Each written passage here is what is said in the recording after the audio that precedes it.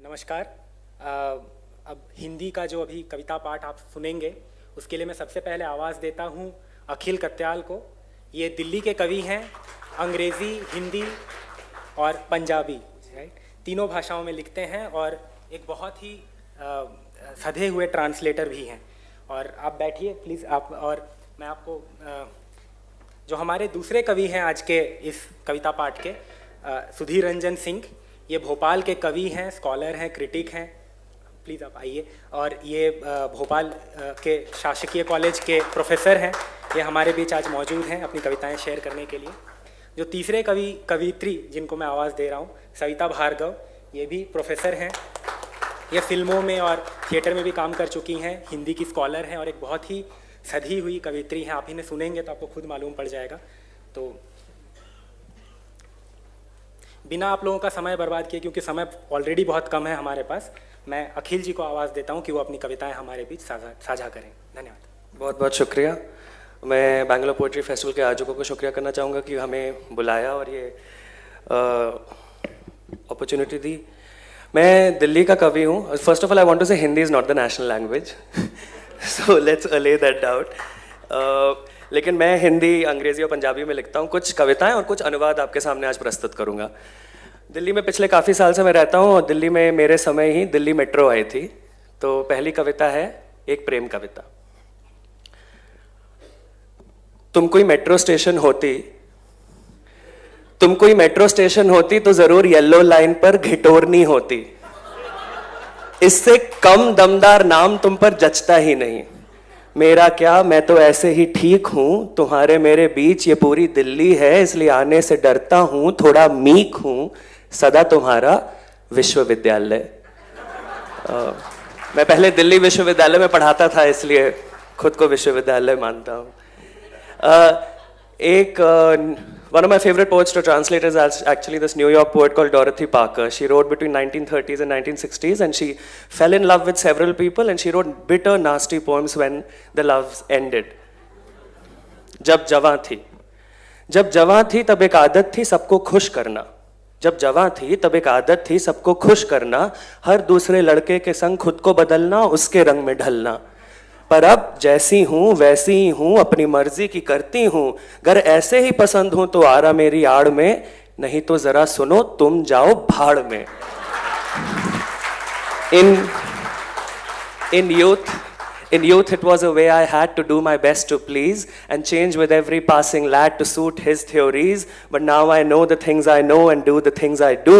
And if you do not like me, so to hell my love with you. इसी का मेरे एक Ramjas college में मेरे एक स्टूडेंट थे तरुण थापर, उन्होंने पंजाबी में अनुवाद किया था। मुझे नहीं मालूम कितनों को पंजाबी आती है, लेकिन मैं एक बार पढ़ देता हूँ। जद सी जवां तद एक आदत सी सारियां नु खुश करन दी, नाल हर दूजे मुंडे दे आप नू बदलन दी, रंग ओदे विच ढलन दी। पर हुने जिवें हां ओवें ही हां, अपनी मर्जी दी कर दी हां। जिवें एवें ही पसंद आ ते आजा मेरी आड़ विच, नहीं ते जरा सुनी तू खुंजे मार भाड़ विच। ये तरुण थापर का अनुवाद है, ये मेरा खुद का नहीं है। एक और कविता है डॉरथी पाकर की ही, जब तक तुम प्यार की सच्ची कसम खाओगी। जब तक तुम प्यार की सच्ची कसम खाओगी, शर्माओगी, इतराओगी, और वो भी अपना प्यार जताएगा, कस्में खाएगा, खिलाएगा, तब तक जान लेना मैडम ये सबका फेट रहा है, तुम में से कोई एक लपेट रहा है। By the time you swear you're his, shivering and sighing, and he vows his passion is infinite undying, lady make a note of this, one of you is lying. कुछ बहुत छोटी कविताएं लिखता हूँ मैं, 3-3 पंक्तियों की, तो वो आपके सामने कुछ 3 या 4 प्रस्तुत करना चाहता हूँ। जब 2 मिनट बाकी हो तो मुझे बता दीजिएगा। हाँ। तुम याद आते हो जैसे नाइट ड्यूटी पर नींद आती है, बिन बुलाए हमेशा।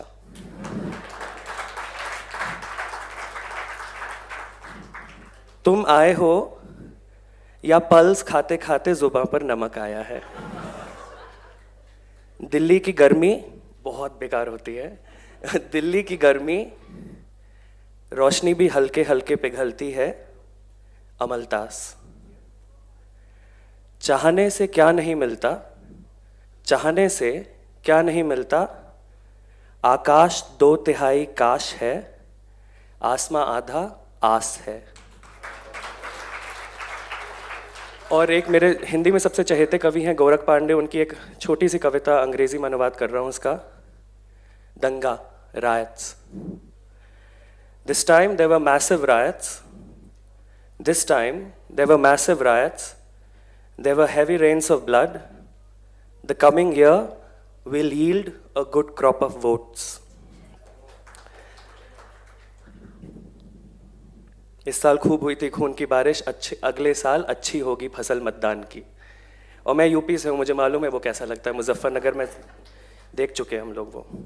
आपको एक इंटरव्यू याद होगा, करण थापर का नरेंद्र मोदी के साथ एक इंटरव्यू था। जब कुछ 4-5 मिनट ही हुए थे तो नरेंद्र मोदी जी उठ के चले गए थे, क्योंकि एक शब्द का इस्तेमाल हुआ था उस इंटरव्यू में। कविता का शीर्षक है 2002 में। इसके बाद बस एक और है। 2002 में इतने सालों बाद स्विट्जरलैंड संयुक्त राष्ट्र यूएन में शामिल हुआ, और 2002 में क्वीन एलिजाबेथ, उस बूढ़ी बिल्ली ने ब्रिटेन के सिंहासन पर 50 साल पूरे किए।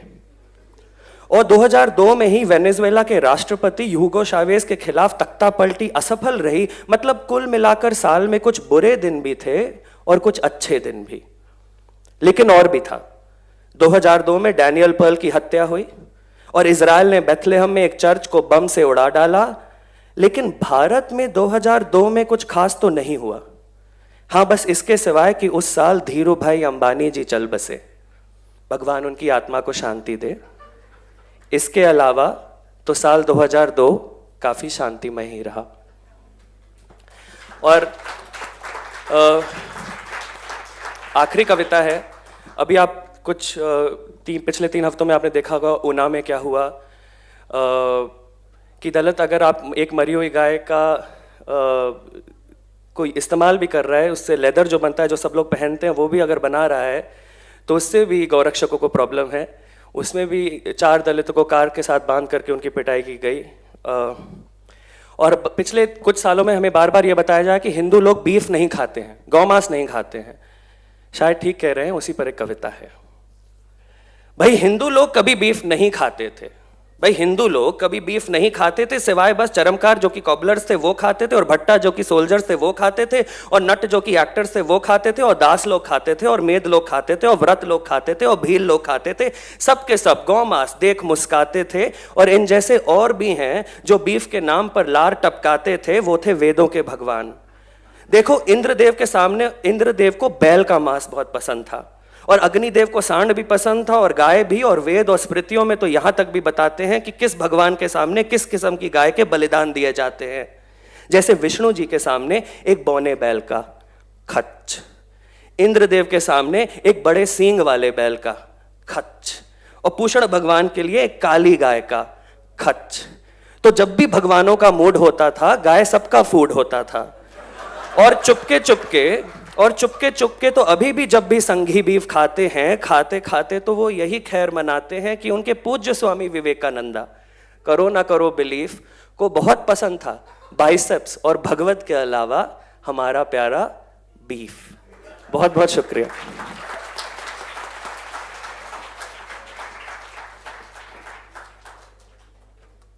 तो आपने देख लिया कि कविता के क्या स्टैंडर्ड्स हैं, हिंदी कविताओं के साथ कितना प्रोग्रेसिव और कितना मॉडर्न काम किया जा रहा है।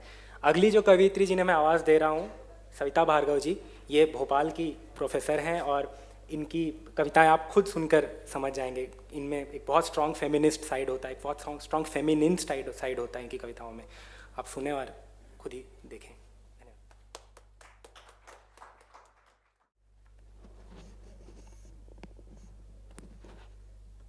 नमस्कार। कविता का शीर्षक है पहले सीखा है। चींटियों ने पता नहीं कैसे घर के कोने में सुराख करके बना लिया अपना घर। पता नहीं कैसे दीमकों ने मिट्टी जुटाई और बना लिया मेरी लकड़ी की अलमारी के भीतर अपना घर। यह मेरा घर है, ये चींटियों का घर है और दीमकों का भी सीखा है मैंने इनसे कविता लिखना।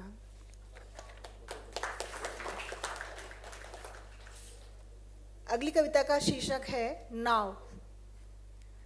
क्षितिज का छोटा सा कोना दिखाई पड़ता था जिधर, वहाँ की धूप में मैं खुद को खिली हुई अनुभव करती थी। पेड़ों से भरी बढ़िया जगह थी चिड़ियों से बतियाने के लिए, छन कर आती थी घास और पत्तियों से हवा, समुद्र के पानी की गंध जिसमें बची हुई थी, और अनसुना संगीत था सन्नाटे को तोड़ता हुआ। अथाह जल राशि थी बहती हुई जिसमें मैं छोटी सुनहरी नाव थी। कविता का शीर्षक है मोहल्ले की औरतें। कॉलोनी मोहल्ले को बोलते हैं। मोहल्ले की औरतें। मोहल्ले की औरतें पति और बच्चों के बाद मोहल्ले की होती हैं। मोहल्ला उनकी संसद है, मोहल्ला उनका देश। अमेरिका से कम्युनिस्टों का क्यों विरोध है, इसमें वे सर नहीं खपाती। उनके विरोध के अपने मुद्दे और उनकी सूची है। झाड़ू बर्तन की बाइयों के मसले उस सूची में सबसे ऊपर हैं। सरकारों का विरोध बिल्कुल नहीं करती, और देश की सरकार की भी क्या मजाल गैस सिलेंडर की कीमत बढ़ा दे। वित्त मंत्री को सपने में भी मोहल्ले की औरतें झाड़ू फटकारते दिखाई पड़ती हैं। मोहल्ले की औरतें मोहल्ले की औरतों से जब खफा होती हैं, अपनी तरफ से संसद भंग कर देती हैं और शाम सवेरे अपने पतियों के साथ ट्रैकिंग करना शुरू कर देती हैं, और बाकी औरतों को कनखी से देखते हुए खुद को आधुनिक स्त्री का दर्जा देती हैं। इस तरह वे मोहल्ले में रहते हुए मोहल्ले के बाहर हो जाती हैं, अखबार पढ़ती हैं, किसी दिन अपने पति से पूछती हैं, ये स्त्री विमर्श क्या है? इस तरह के सवाल से तिल मिलाकर उनके पति उन्हें मोहल्ले में धकेल देते हैं।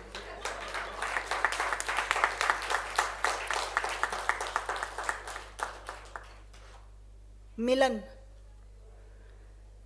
तुमने कहा रात में मिलो, मैं रात में मिली और रात ने रात का अर्थ समझा। तुमने कहा मिलो लेकिन कोई ना देखे, मैं मिली और किसी ने नहीं देखा, तुमने भी नहीं।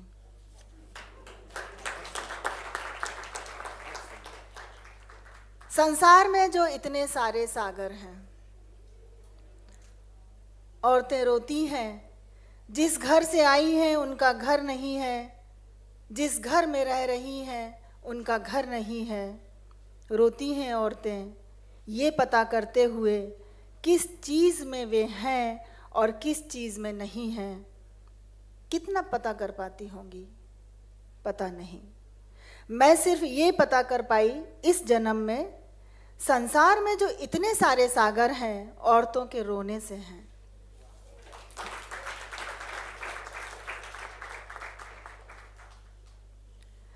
एक अंतिम कविता है दूसरे बाजार की औरत।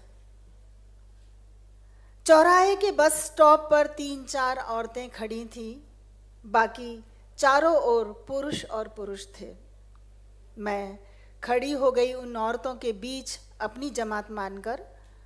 आ रही थी उनकी देह से सस्ते इत्र की खुशबू, पहनावे भी थे उनके अजीब कटाव के। मैंने मुद्रा ऐसी बनाई कि नहीं ध्यान मेरा उन पर।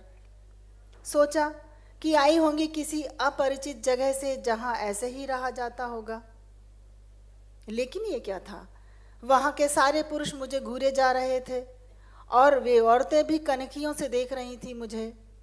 मैंने एक औरत के कंधे को छूते हुए पूछा, क्या बात है, लोग क्यों देख रहे हैं ऐसे?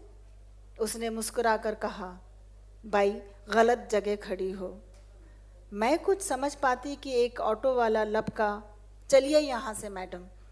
बस की जगह मैं ऑटो से चल पड़ी।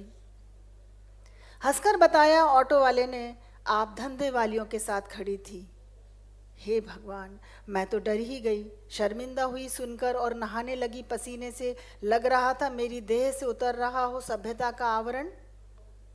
ऑटो के रियर व्यू मिरर में मेरा चेहरा भी उस औरत की तरह दिखाई देने लगा था जिसके मैंने कंधे छुए थे, और इस बात से मेरी उंगलियां सुन्न पड़ने लगी थी। मैंने मन को थोड़ा झटका। आखिर वे भी तो हैं औरतें, और क्या पता वे भी सोच रही हो मेरे बारे में। किस दूसरे बाजार की औरत हमारे बीच आकर खड़ी हो गई है। धन्यवाद।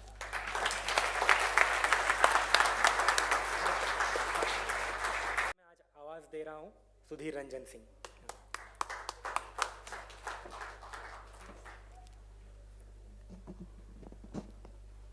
नमस्कार।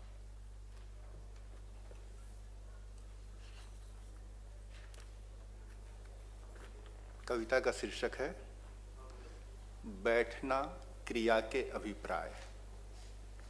माँ को दुख है, घर में लड़की बैठी है।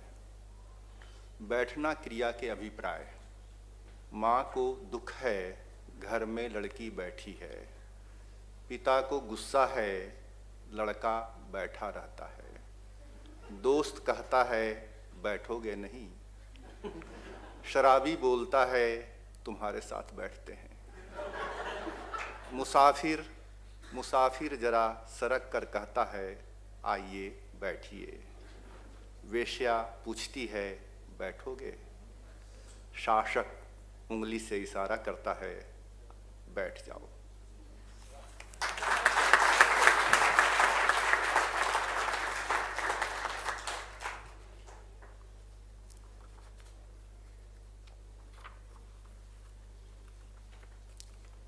इच्छा, दो छोटी छोटी कविताएं। पहली इच्छा जो हमारी, तुम्हारे जिस्म के जादुई कालीन पर, तुम्हारे जिस्म के जादुई कालीन पर मैं उड़ूं पृथ्वी को सिरहाने रखकर। ये पहली इच्छा थी। चांद पर बैठकर मैं रोऊं पृथ्वी की ओर मुंह करके। चांद पर बैठकर मैं रोऊं पृथ्वी की ओर मुंह करके, जैसे अभी रात में रो रहा है कोई पागल आवारा कुत्ता।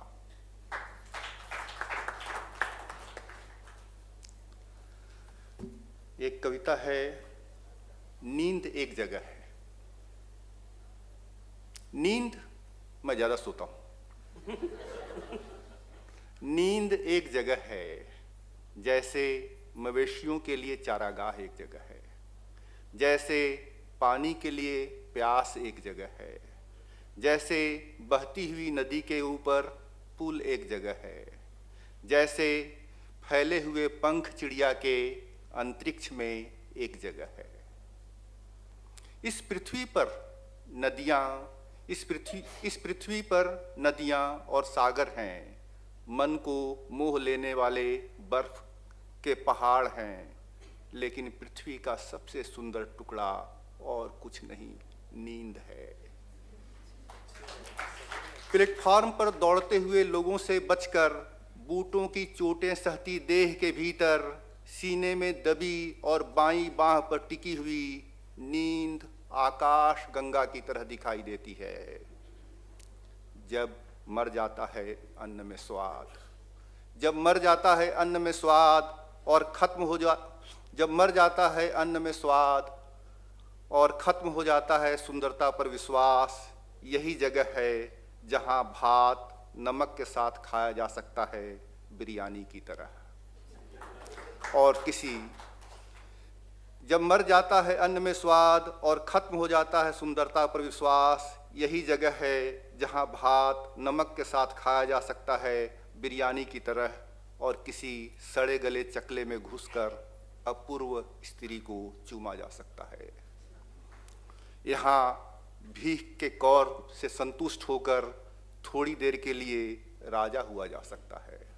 यहाँ भीख के कौर से संतुष्ट होकर थोड़ी देर के लिए राजा हुआ जा सकता है कि पलक झपकते काट लिया जा सकता है किसी चक्रवर्ती सम्राट का सिर।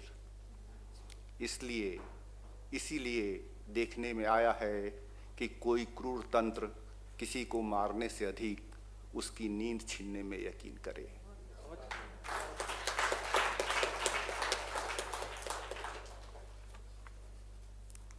एक कविता है, मजे मजे की है। मजे मजे की कविता के लिए अखिल को मैं बधाई देता हूँ। मैं होना चाहता हूँ जरा बदसूरत और अड़ियल, जरा बदसलूक। इस जरा जरा के कारण जरा कामयाब होना चाहता हूँ। मैं होना चाहता हूँ जरा बदसूरत, जरा अड़ियल, जरा बदसलूक। इस जरा जरा के कारण जरा कामयाब होना चाहता हूँ। वैसे तो मैं पूरा कामयाब हूँ, लेकिन कामयाब होने की ऐंठ पर, वैसे तो मैं पूरा कामयाब हूँ, लेकिन कामयाब होने की ऐंठ के साथ जरा कामयाब होना चाहता हूँ। मैं होना चाहता हूँ जरा सा लंगड़ा और पूरा सा भिखारी, और इस जरा और पूरा के कारण इस जरा और पूरा के कारण जरा घृणा और जरा दया पाना चाहता हूँ। वैसे तो मैं पूरा भिखारी हूँ इस अन्नदात्री पृथ्वी का, वैसे तो मैं पूरा भिखारी हूँ इस अन्नदात्री पृथ्वी का, लेकिन साहेब जरा आपकी नीयत भी देखना चाहता हूँ। मैं होना चाहता हूँ खतरनाक डाकू, बड़ा डॉन। मैं होना चाहता हूँ खतरनाक डाकू, बड़ा डॉन। इस डाकू डॉन के कारण जरा आप लोगों को डराना चाहता हूँ। वैसे होने को तो मैं किसी देश का राष्ट्रपति हो सकता था, वैसे होने को तो मैं किसी देश का राष्ट्रपति हो सकता था, लेकिन इतना अपंग भी नहीं होना चाहता।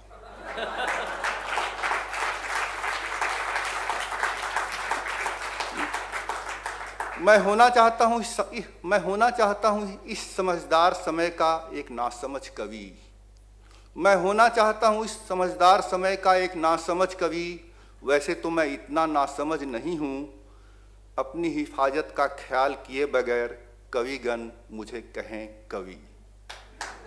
बड़े कवि हैं ही जब शहर में राजेश जोशी, कुमार अंबुज, कवि नहीं कहे जाने का कवि मैं होना चाहता हूँ। कतई नहीं है जरूरी वैसे भी एक गरीब समाज में होने और अपनी भाषा में जीने के लिए बड़े कवियों की कतार में खड़ा होना। मैं होना चाहता हूँ, मुझे होने भर तो दीजिए।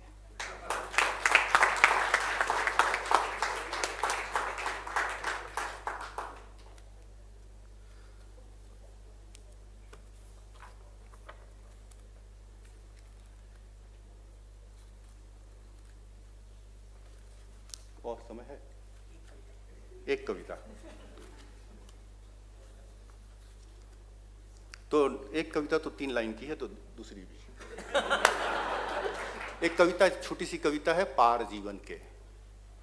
पार जीवन के भाषा में मौन, पार जीवन के भाषा में मौन, जीवन भर जिसे पुकारा कौन। अब यहाँ स्त्रियां बैठी हुई हैं, तो अंतिम कविता अभी हमारे एक मित्र कवि ने कविता पढ़ी थी, अधूरी कविता या क्या, तो स्त्री पर अधूरा निबंध। वह मादा है और उसे स्त्री कहा जाता है, जैसे एक खास पालतू और दुधारू प्राणी को गाय। वह मादा है और उसे स्त्री कहा जाता है, जैसे एक खास पालतू और दुधारू प्राणी को गाय। अपने देश की जो कथित राष्ट्रभाषा है, उसमें दुनिया भर की सभी चीज़ें 2 भागों में बटी हैं, और उनमें से लगभग आधी स्त्री हैं, स्त्रीलिंग और पुल्लिंग। अपने देश में जो कथित राष्ट्रभाषा है, उसमें दुनिया भर की चीज़ें 2 भागों में बटी हैं, और उनमें से लगभग आधी स्त्री हैं। समस्या चीज़ों के साथ नहीं, हाड़ मांस वाली स्त्री के साथ है। पाई जाती है जो सभी घर परिवारों में। परिवार का अर्थ ही है उसका होना, लेकिन सच्चा अर्थ उसके दब छुप कर होने में है। जहां वह होती है सचमुच वहां नहीं होती, जहां वह होती है सचमुच वहां नहीं होती। कवियों ने अक्सर उसे भटकते देखा है, बिना जहाज और सड़क वाली जगहों पर। कहीं भी वह होती है, उसकी सांसें सुनाई पड़ती हैं, घर के ही किसी कोने में। कहीं भी वह होती है उसकी सांसें सुनाई पड़ती हैं घर के ही किसी कोने में। रात के दरारों में झिंगुर देता है जैसे सुनाई, अपनी करवटों में वह खुद को सुनती है। प्रतिध्वनियों के आवरण में वह घिरती रहती है निरंतर। हालांकि मामला इतना मधुर और शांत नहीं है, हालांकि मामला इतना मधुर और शांत नहीं है। उसकी मादकता से अधिक, उसमें मादकता से अधिक जीवन का जहर है, उसमें मादकता से अधिक जीवन का जहर है। होशियार जिसने भी उसको रोका, उसका रास्ता वह उसी के आगे दीवार बन गई, दीवार जिसमें कोई द्वार नहीं। इस निबंध के भी आगे बढ़ने का रास्ता बंद है, इस निबंध के भी आगे बढ़ने का रास्ता बंद है। मेरी नासमझी समझिए, लिखना चाहा इसे स्त्रियों के इजाजत के बिना। क्षमा करना देवी। धन्यवाद।